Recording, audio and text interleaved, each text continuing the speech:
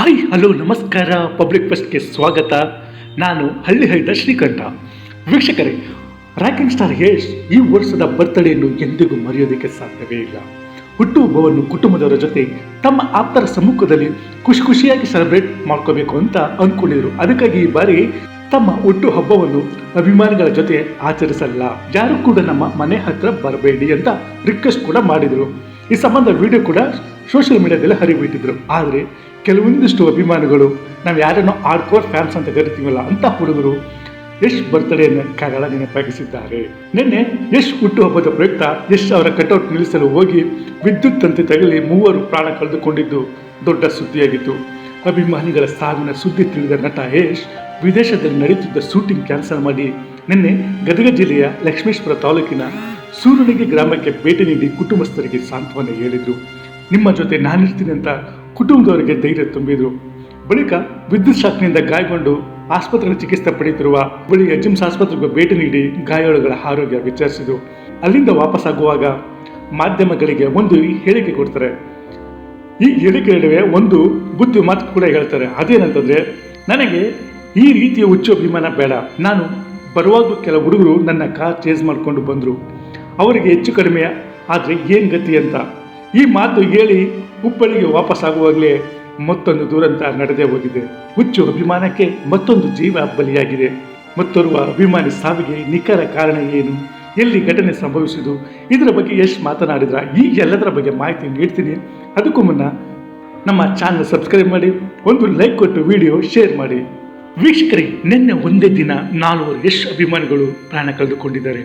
ಅದಕ್ಕೆ ನಾನು ಆರಂಭದಲ್ಲೇ ಹೇಳಿದ್ದು ಯಶ್ಗೆ ಈ ಬರ್ತಡೇ ಕರಾಳ ನೆನಪು ಅಂತ. ವೀಕ್ಷಕರೇ, ಘಟನೆ ಹೇಗೆ ಸಂಭವಿಸಿತು ಅಂತ ಹೇಳ್ತೀನಿ ಕೇಳಿ. ನಿನ್ನೆ ಯಶ್ ಗದಗಕ್ಕೆ ಬರುವ ಸುದ್ದಿ ಮೊದಲೇ ಅನೇಕ ಮಂದಿಗೆ ತಿಳಿತಿತ್ತು. ಅದೇ ರೀತಿ ಗದಗ ತಾಲೂಕಿನ ಬೆಂಕದ ಕಟ್ಟಿ ಗ್ರಾಮದ ನಿಖಿಲ್ ಕೂಡ ಯಶ್ ಬರುವ ವಿಚಾರ ತಿಳಿದು ಮೊದಲೇ ಲಕ್ಷ್ಮೇಶ್ವರ ತಾಲೂಕಿನ ಸುರಳಿಗೆ ಗ್ರಾಮಕ್ಕೆ ಬಂದಿದ್ದ. ಬಳಿಕ ಯಶ್ ಕುಟುಂಬಸ್ಥರಿಗೆ ಸಾಂತ್ವನ ಹೇಳಿ ಹುಬ್ಬಳ್ಳಿಗೆ ವಾಪಸ್ಸಾಗುವಾಗ ನಿಖಿಲ್ ಕೂಡ ಅವರ ಕಾರನ್ನು ಹಿಂಬಾಲಿಸಿದ್ದಾನೆ. ಅವರು ದುಬಾರಿ ವೆಚ್ಚದ ಐಷಾರಾಮಿ ಕಾರಿನಲ್ಲಿ ಹೋಗ್ತಿದ್ರೆ ನಿಖಿಲ್ ಸ್ಕೂಟಿಯೊಂದಿಗೆ ಅವರನ್ನು ಹಿಂಬಾಲಿಸಿದ್ದಾನೆ. ಹೀಗೆ ಅತಿ ವೇಗವಾಗಿ ಹೋಗ್ತಿರುವಾಗ ಗದಗ ಮುಳುಗುಂದ ರಸ್ತೆಯಲ್ಲಿ ಯಶ್ ಬೆಂಗಾವಲು ವಾಹನಕ್ಕೆ ನಿಖಿಲ್ ಸ್ಕೂಟಿ ಡಿಕ್ಕಿ ಹೊಡೆದಿದೆ. ಪರಿಣಾಮ ನಿಖಿಲ್ಗೆ ಬ್ಲಡ್ ಲಾಸ್ ಆಗಿದೆ. ತಕ್ಷಣವೇ ಪೊಲೀಸರು ಕೂಡ ನಿಖಿಲ್ ಅನ್ನು ಖಾಸಗಿ ಆಸ್ಪತ್ರೆಗೆ ದಾಖಲಿಸಿದ್ದಾರೆ. ವೀಕ್ಷಕರೇ, ಹುಚ್ಚು ಅಭಿಮಾನಿಕ ಶಿಕ್ಷಣದ ಕೊರತೆಯೂ ಒಂದು ಕಾರಣ ಇರಬಹುದು ಅಂತ ಈ ದಿನ ವಿಡಿಯೋದಲ್ಲಿ ಹೇಳಿದೆ. ಆದರೆ ಈ ಮಾತನ್ನು ನಾನು ವಾಪಸ್ ಪಡಿತಿದ್ದೇನೆ. ಯಾಕೆಂದರೆ ಈಗ ಪ್ರಾಣ ಕಳೆದುಕೊಂಡಂಥ ನಿಖಿಲ್ ಎಜುಕೇಷನಲ್ಲಿ ಬಹಳ ಮುಂದಿದ್ದ very talented person. SSLC topper, PUC topper. ಇನ್ನು ಇವರ ಫ್ಯಾಮಿಲಿ ಬ್ಯಾಕ್ಗ್ರೌಂಡ್ಸ್ ಕೂಡ ಚೆನ್ನಾಗಿದೆ. ಇವರ ತಂದೆ ಸೋಮರೆಡ್ಡಿ ಪ್ರಖ್ಯಾತ ವೈದ್ಯರು, ತಾಯಿ ಸೋನಿಯಾ ಕೂಡ ಪ್ರಖ್ಯಾತ ವೈದ್ಯರು. ಇವರಿಬ್ಬರು ಕೂಡ ಗದಗದಲ್ಲಿ ವೈದ್ಯ ವೃತ್ತಿಯಲ್ಲಿ ಒಳ್ಳೆ ಹೆಸರು ಮಾಡಿದ್ದಾರೆ. ಅಂಥವರ ಹೊಟ್ಟೆಯಲ್ಲಿ ಹುಟ್ಟಿದ ನಿಖಿಲ್ ಕೂಡ ಎಜುಕೇಷನಲ್ಲಿ ಬಹಳ ಮುಂದಿದ್ದ. ಇದರ ಜೊತೆಗೆ ಅವನಿಗೆ ಒಂದು ಹುಚ್ಚಿತ್ತು ಅಂದರೆ ಅದು ಯಶ್. ಸಿನಿಮಾ ನಟರ ಮೇಲೆ ಅಭಿಮಾನ ಇರಬೇಕು, ಆದರೆ ಅದು ಅತಿರೇಕಕ್ಕೆ ಹೋಗಬಾರದು. ಅವರ ಜೊತೆಗಿನ ಸೆಲ್ಫಿಗೋಸ್ಕರ ಜೀವಕ್ಕೆ ಕುತ್ತು ತಂದುಕೊಳ್ಳೋದು ಎಷ್ಟು ಸರಿ. ಹುಚ್ಚಾಟಕ್ಕೆ, ಹುಚ್ಚಭಿಮಾನಕ್ಕೆ ಇವರನ್ನೇ ಪ್ರಾಣ ಕಳ್ಕೊಳ್ತಾರೆ. ಆದರೆ ಇವರನ್ನು ನಂಬಿ ಬದುಕುತ್ತಿರುವ ಕುಟುಂಬಗಳಿಗೆ ದಿಕ್ಕು ಯಾರು? ಅದನ್ನು ಅರ್ಥ ಮಾಡಿಕೊಳ್ಬೇಕು.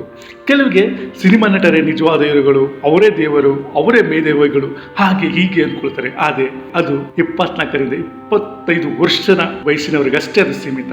ಯಾಕೆಂದರೆ ಎಜುಕೇಷನ್ ಮುಗಿದು ಅಂದರೆ ಆ ಒಂದು ವಯಸ್ಸು ದಾಟಿ ಬರ್ತಿದ್ದಂತೆ ಮುಂದೆ ಎದುರಾಗುವ ಸಮಸ್ಯೆಗಳನ್ನು ಅವನು ಗಮನಿಸಿದಾಗ, ಅಂದರೆ ಅನುಭವಿಸಿದಾಗ, ನನ್ನ ನಿಜವಾದ ಹೀರೋ ನನ್ನ ತಂದೆ ತಾಯಿ, ಯಾರು ಅವರ ಕಷ್ಟ ಕಾಲದಲ್ಲಿ ಆಗಿರ್ತಾರೆ ಅವರೇ ನಿಜವಾದ ಹೀರೋಗಳು ಅಂತ ಅಂದ್ಕೊಳ್ತಾರೆ.